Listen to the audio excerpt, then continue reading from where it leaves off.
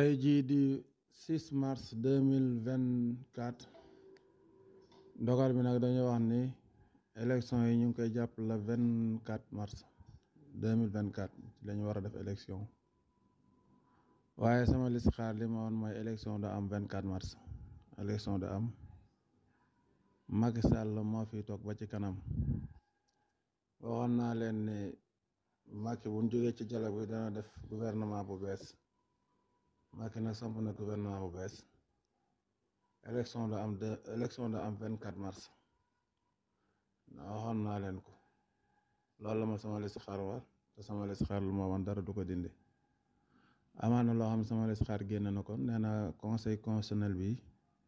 balaa yàgg daanu ko tas na mu gën a gaawee conseil constitutionnel léegi ci fan yu néew danañ ko tas mun ko tasee nag cour constitutionnel la ñuy samp loolu la ma sama listixaar wan te sama listixaar lu ma wan dara du ko dindi